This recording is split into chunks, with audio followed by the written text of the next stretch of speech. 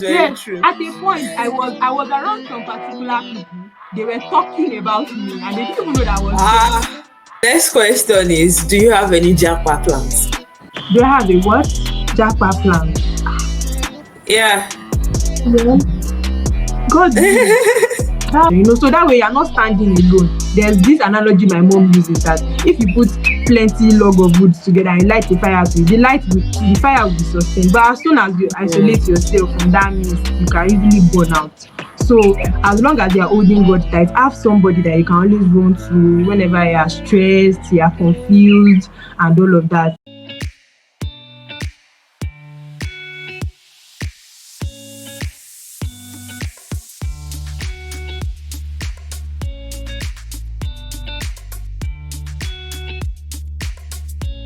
Okay, so I remember then too, because we kind of had that whole Professor Prisca's daughter is in the department, and I'm like, who is she? Where is she? Yeah. And before I eventually People got just to knew see you, they just knew I existed, but they never knew so it was difficult to pinpoint that. That's very true. At a point, I was around some particular people. They were talking about me, and they didn't even know that I was there.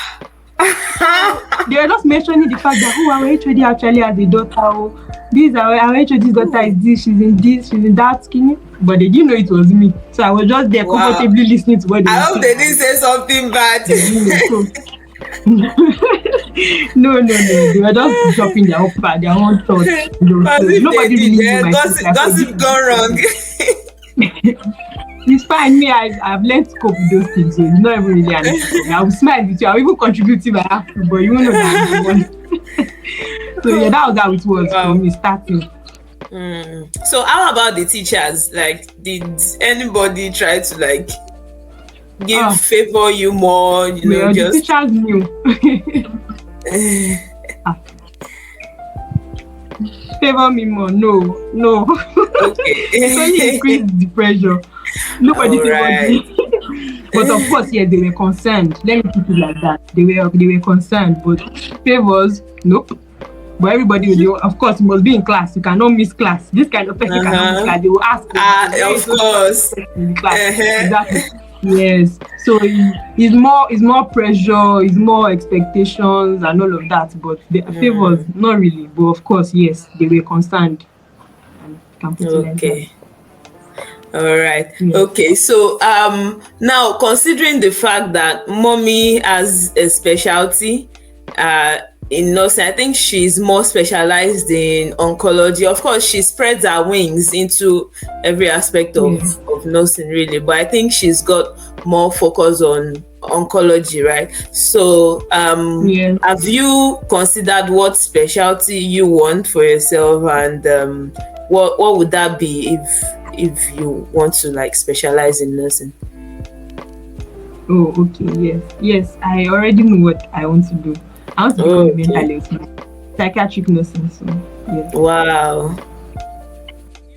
That before you came into nursing, or it was along the line you figured out? No, it was along the line. In fact, when people ask, I just used to feel like I don't know yet. Let's take things easy. Let me explore first. Let me see all the options there. Because naturally, everybody wants to be a midwife, and as I said, I have a problem with doing what everybody is doing.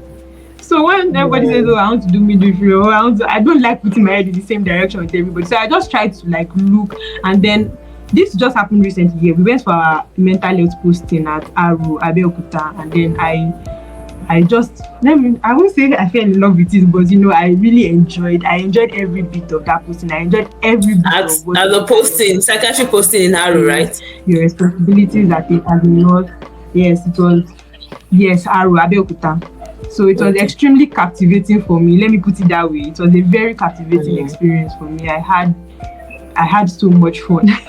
It's so exciting that you can be doing something that is book and yet you're still having fun with it. So I just held on to my experience there at Taro, and I figured that this is what I want to do. I don't even want to. I've been trying to figure it out all this way, because I'm like, but I was considering med-surg, in general. I can still divert into any way. But when I actually had an experience with psychiatric nursing, I knew that okay, this is what I want to do. But definitely, I'm not going to be restricted. As I said, I'm open to seeing many things, new things. But as a focus, for now, I have mental health nursing in mind. All right. So, okay, let me also ask a follow-up question. Considering that mommy and daddy have several peer-reviewed publications and all that, does their research aspect, does it rub off on you as well into wanting publications and all that? Okay. Does it rub off on me? Yes, definitely. Because me, I like when you don't have to be at the forefront, but you can still be making changes, and that's what I see research to be. All right. So yeah, I think I have like 2 more questions for you, and the first would be that, you know how people come into nursing and before you know it, they are saying, "Oh, I don't want to continue in nursing." Some people want to move from like bedside into administrative roles in nursing, while others like want to move from like nursing to tech, and all of those transitions going on lately. So do you have any plans, like maybe you don't want to continue in nursing for a long time, or you don't really want to go into bedside nursing, or do you have any of those kind of plans? Well, I don't think I also want to stay so long like in bedside nursing. Like, I think it's unavoidable. I don't know how people say they don't want to do it. You still have to do it if you want to, like, still, even if you're going to divert into any other aspect of nursing, you still need like bedside nursing as your foundation. So I don't have any issues with that, but I don't plan to see that through, like to just do that till the end. Definitely. Yes, I think that also, like, probably my parents have a part to play in that, because they also don't do that. So I feel like I never really considered it like from the start. But of course, it's a foundation thing you have to do. Yeah. So I plan to still be in nursing, but maybe not bedside nursing. Yes, and I have like other skills. I have other things I still do, so I can do. Oh, tell us about it. Yeah. An interplay of everything. Oh, well, since you asked, I do a bit of, like, I like digital marketing. I do a bit of that. Oh, okay. A bit of media space. One thing I observed is that the image of nursing is actually not that good out there, even on the media itself. So I do a bit of that. So wherever there's an interplay between the media and nursing, I'm going in that direction. So because it's something that like comes easy for me, comes natural for me. So, but definitely nursing, I cannot drop this nursing I've started. No. I need to get that forever. So yes, nursing is a constant. Nursing is a constant for me. I can add things by side. I can divert. But nursing is there. It's still there. Okay. All right, that's very good. So okay, let me say second to the last question, because something came to my mind again. So the next question is, do you have any japa plans? Do I have a what? Any japa plans? Japa plans? Yeah. God, that's my fault. Whatever God wills, at the end of the day, man proposes, God is right. So sure. Okay. Just for By the way, if to the viewers, if you hear Christy say God's will, it's because Daddy and Mommy are very, very spiritual people. I mean, I'm impressed because seeing professors that have gotten to a certain level in their career and they are so serious about God like that. So it's actually been motivating me as well that, hey, Ruth, no matter where you get to in nursing profession or in career or in life, just make sure you don't leave God. And sometimes you see mommy, you call her and she's with scarf. She'll say, oh, I'm in church right now. She's going for weekly church activities. And I'll be like, how is she managing this thing?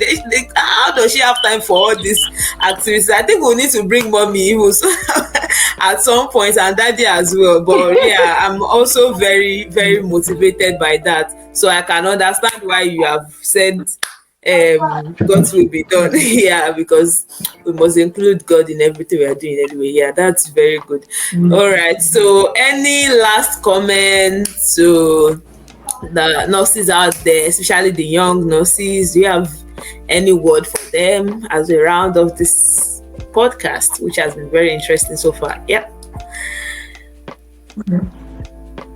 Word? I don't know. I'm a student myself, so we're all in the same boat. Well, maybe to your fellow students. Yes. Well, maybe I should just say like things that have helped me from my own perspective, not necessarily words of wisdom or anything. But one thing I found very instrumental to me, first of all, is you have to hold God tight, especially in this nursing. Sometimes any small thing in my class, I just like God and beg, because without God, you actually can't do anything. So some kind of challenges will come at you. You will not even see on your own. You can't even do. Don't even bother yourself. That's the advice I have for you. Don't stress. Just hold God tight like this, because nursing is it's very stressful. Let me put it like, I won't say it's hard, but it is extremely stressful and tasking. So if you are not careful, it's very easy for you to be thrown off balance. So at any point like that, you just have to have the creator of the profession in himself. Why not hold on to him? That's how I look at it. So I think it's very instrumental for you to hold on to God in this journey, because if not, you can easily be thrown off balance. That's the first thing. Then the second thing is having a mentor, an accountability partner, preferably in the profession. That has really helped a lot, because you can't know everything. You can't see everything. You can't understand everything, no matter your IQ, whatever it is. So it's very instrumental also for you to have people that have gone ahead of you in the profession, having a mentor. Somebody like Uncle Damilare, I always stress him out a lot, because any small idea I have, I take it to him like, okay, you've done this before, you've gone through this. Do you have any ideas? Do you have any subtractions? If you look at it and say, I think you should not go about it this way, or I go and meet my parents, is something regarding the profession, so that way you're not standing alone. There's this analogy my mom uses, that if you put plenty log of wood together and light the fire to it, the fire will be sustained. But as soon as you isolate yourself from that mist, you can easily burn out. So as long as you're holding God tight, have somebody that you can always run to whenever you are stressed, you are confused, and all of that. Is very, very then also have expectations for yourself, have goals. It helps a lot. If you know what you want to achieve at the end of the day, it helps to motivate you, even when you feel like you're down, you're tired, you're about giving up. But when you know that this is what I actually want to achieve, it keeps you going, it gives you that drive, that fuel. It's not easy, but at the end of the day, I think with these three things, if you can really hold on to these things, God will make our basically.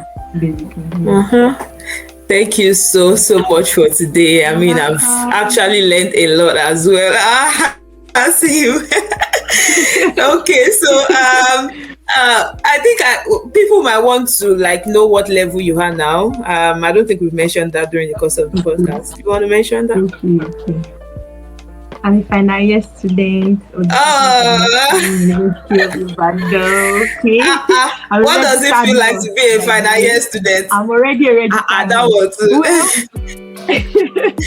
Yes. How does it feel? It's stressful. This final year too is very stressful, so it's not even really giving any fun or anything like that. But I'm grateful for where I've reached, because as I mentioned earlier, starting was very tough for me, very extremely tough. So starting, I think that's the biggest challenge I've had to face all my life. So I started really rough, I started really down, but I'm just thankful to God and for where I am. I'm also, let me use this opportunity to shout out to my parents. I'm really thankful for them, because at times where I was really not giving what I was supposed to give, they didn't give up on me. Let me put it like that. My mom especially, and even my dad, they were understanding. My mommy did not give up on me at all. She kept pushing me. Don't worry. She kept pushing me. So, and I owe it to my parents, both of them. So it has been very rough for me. But being here in final year, sometimes I think about it and I'm like, God, thank you, because I couldn't have gotten here without God, without my parents. So it feels good. It feels good. I'm happy it's quarter to finish, because there's been so many things. There's been strike, corona. I've been in school for a very long time, almost 7 years now. Been a 5-year course, you know. So it has been a roller coaster of emotions, experiences. So I'm extremely grateful to God. I'm grateful to my parents also, particularly because of my beginning that was very rough, and I'm thankful they didn't give up and they were there for me when I needed them the most. So thankful. Wow, that's lovely. Thank you so much, Christy, for joining us today. It's been a lovely time with you, and we definitely wish you success as you finish this last lap in your academic journey, and also greater successes in your career as well, and more than your imaginations. We pray that you surpass even your parents by the grace of God. All right, so shout out to mommy and daddy as well, and to our viewers. We encourage you to please follow the organization on our social media platforms. On Twitter, FYNI _ initiative. We are on Instagram as well, and on LinkedIn, on Facebook, and kindly like and subscribe to this YouTube channel as well. And and we are hoping to give you more interesting content as time goes. So thank you so much for today. Thank you, Christy. Thank you so much. Ruth. I had an amazing time. So well done. Well done. Thank you very much. Fun and interactive. Yeah. All right, thank you. All right, good to see you, and we hope to have you sometimes again in the future. So bye everyone, bye viewers. Thank you.